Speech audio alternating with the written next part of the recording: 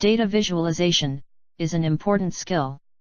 If you learn how to display spatial data, and practice its application, you'll have a significant resource that will help you analyze many kinds of problems.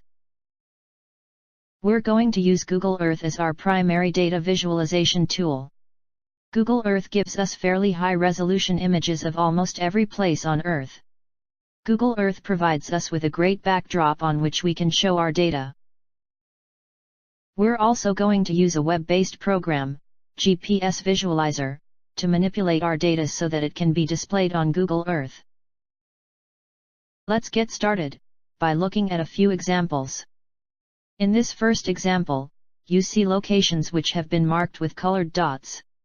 Each marker is shown in its geographical context, because each location has been placed precisely on top of a Google Earth image.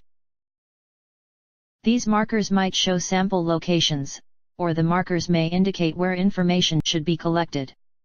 Note that all of the location markers are the same color and size in this example. Each marker also has a name attached. This can be used for identification or reference.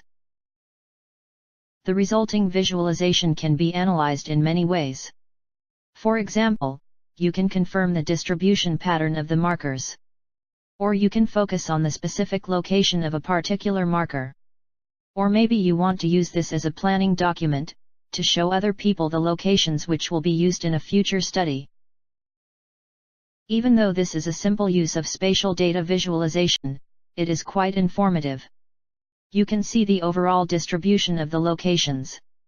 You can also zoom in and see details of the places that are marked. And the identification name lets you look up supplemental information about each location marker. The next example is similar to the first one. However, in this second example, we have additional information displayed about each location. In this case, there is some quantitative value associated with each point. Perhaps it is the number of insects trapped at each location. Or the value might be the rental cost for the field. The quantitative value is represented by the size of each location marker. Note how easy it is to spot quantitative information in this display. Your eye is drawn to the different locations, based on what you consider to be important about the quantitative values. For example, you might be concerned with small values. You can easily spot their locations as relatively small markers. Similarly, a large marker might stand out at an unexpected location. This will then lead you to a further investigation of the data. Because the display is being done on Google Earth, the locations of the markers can be seen in the context of the Google Earth imagery. This can often be very beneficial. The third example goes even further. In this example, we are still using markers to indicate locations. Each marker also has a name. The size of each marker provides information about a quantitative value, just as we saw in the second example. However, in this example, there is additional information associated with each marker. The markers are different colors. Each marker is either white or yellow. The color of the marker indicates to which of the two different groups it belongs.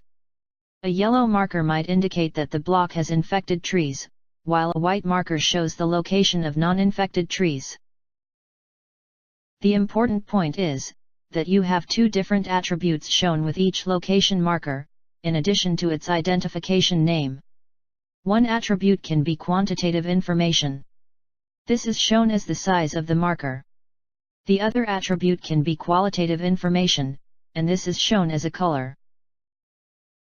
You should now see that the use of markers, on top of Google Earth images, is a very general, and very powerful, spatial data visualization tool.